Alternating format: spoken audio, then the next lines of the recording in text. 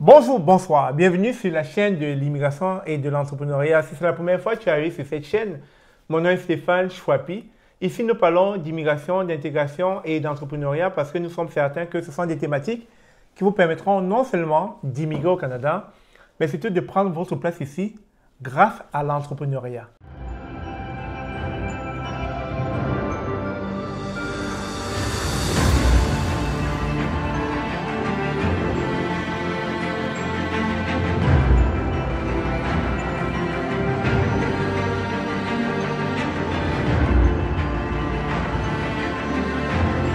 Alors aujourd'hui, nous recevons encore une nouvelle fois de plus Geneviève Savard. Bonjour Geneviève.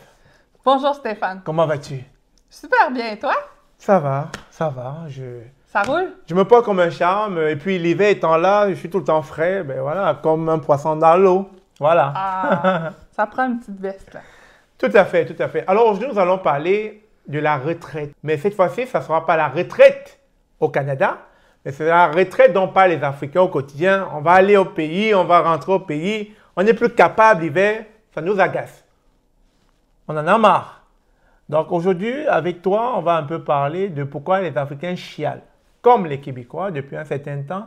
Vous savez, on s'est acclimaté, on a fini par, par s'acclimater et puis voilà, on chiale aussi. Alors, tu avais des questions à me poser. Je t'écoute donc. Stéphane, moi ce qui me laisse perplexe, c'est que j'ai plusieurs amis africains qui arrivent ici, qui dépensent des sommes colossales pour obtenir la résidence permanente, la citoyenneté, le fameux passeport bleu.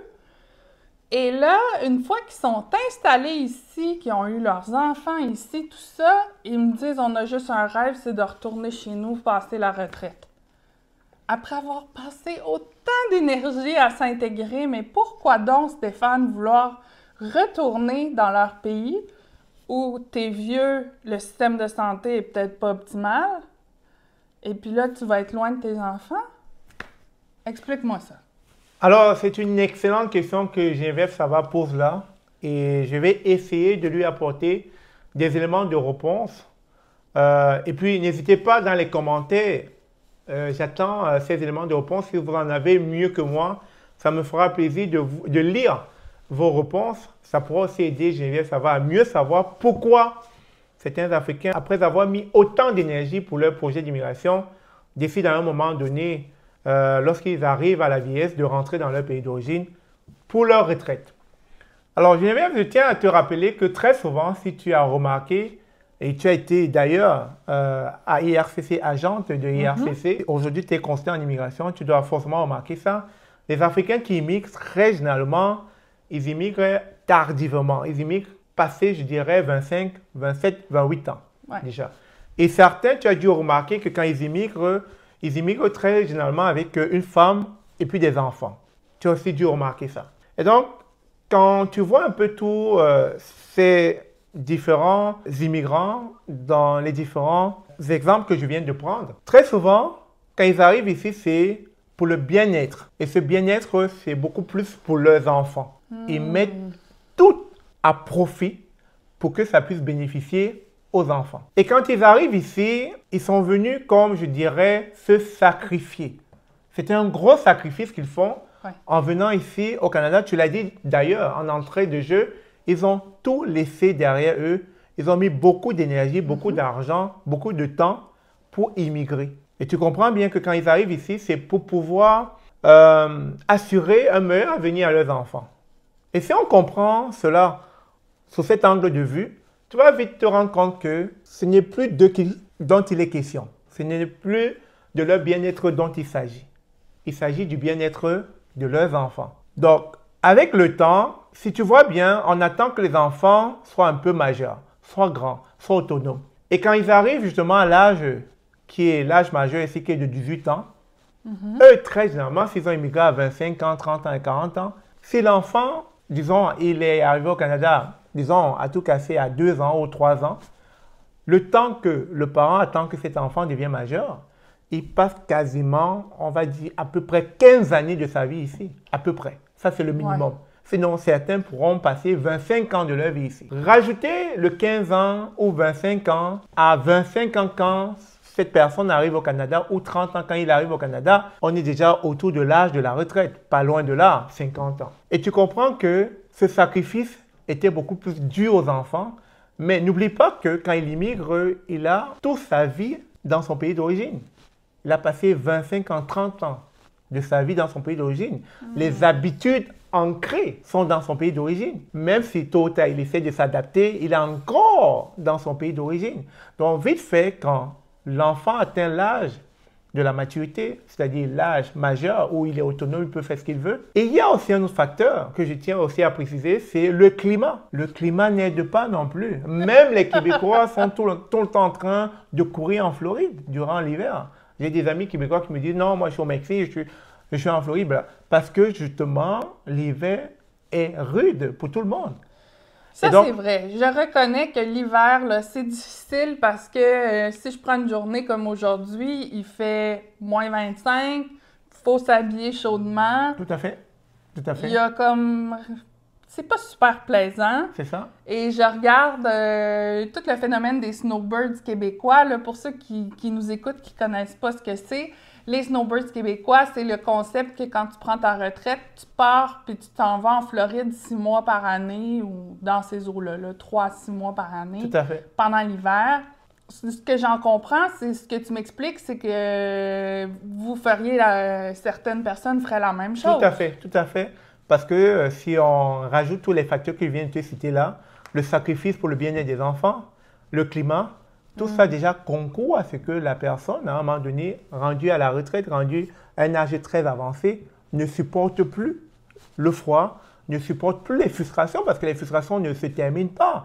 Les frustrations, le racisme déguisé, ou bien le racisme systémique, ou encore le fait de ne pas être accepté en tant qu'immigrant, tout ça, à un moment donné, pousse cette personne âgée, rendue à cet âge-là, à vouloir entrer dans son pays d'origine. Surtout qu'il ne voudrait pas finir dans une maison à l'abandon pour personnes âgées. Donc, tout cela pousse très généralement les Africains rendus à cet âge-là. Je dis, bon, tiens, j'ai fait ma part, j'ai donné à mon enfant ou à mes enfants l'avenir dont j'ai souhaité pour eux. Il est temps maintenant pour moi de plier bagage et de rentrer dans mon pays d'origine.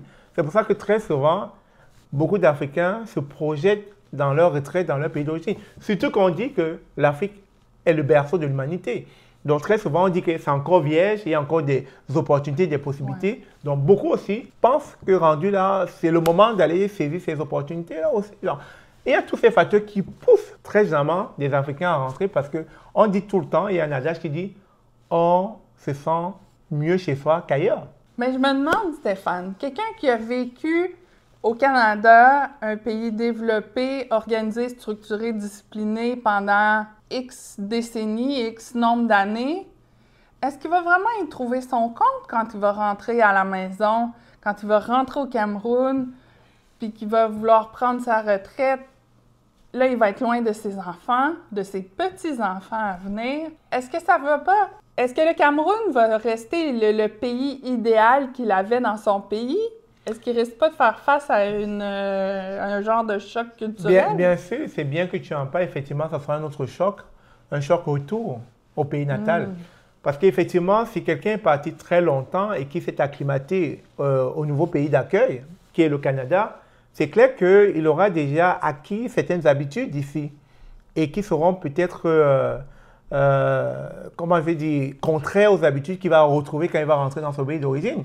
Donc, ça va créer forcément un choc, ça c'est sûr. Et donc c'est la raison pour laquelle, à travers nos vidéos, très généralement, je dis aux gens, rentrez autant que possible quand vous le pouvez. C'est-à-dire, chaque année, il faut rentrer dans votre pays, chaque année, aller en vacances. Parce qu'en y allant de manière récurrente, de manière fréquente, on ne perd pas, je dirais, certains acquis, certaines habitudes, ou bien certaines façons, ou alors on sait mieux gérer les deux sociétés. C'est-à-dire, quand on est au Cameroun, on fait comme les Camerounais. Quand on est au Canada, on fait comme les Canadiens. Alors que lorsqu'on est resté trop longtemps, on est comme déboussolé.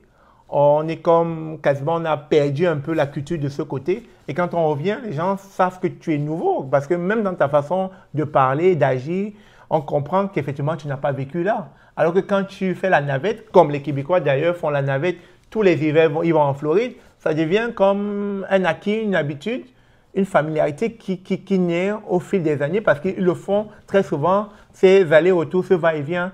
Et donc, c'est ce que je dis aux Africains, s'ils le peuvent, je sais que c'est cher, c'est d'aller dans leur pays quotidiennement, fréquemment, pour ne pas être déconnecté avec la culture du pays d'origine.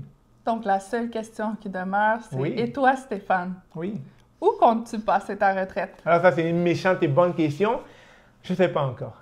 Je ne sais pas encore. J'y réfléchis. Ce sera à suivre. À suivre. Sur ce, merci encore Geneviève, une fois de plus. C'est toujours plaisant d'échanger avec toi, d'apprendre de toi et d'apprendre de la culture québécoise à travers toi. Et pour ceux qui nous suivent, n'hésitez pas à commenter, partager cette vidéo et donnez-nous les forces, hein, parce que ce genre de vidéo, nous aimerons le faire au quotidien. Mais pour cela, on a besoin que vous puissiez motiver nos actions. Sur ce, merci encore. On se dit à très bientôt. Et sur ce, prends soin de toi. Hein, Merci beaucoup, Stéphane. parce que les auditeurs veulent t'épouser. Je sais pas.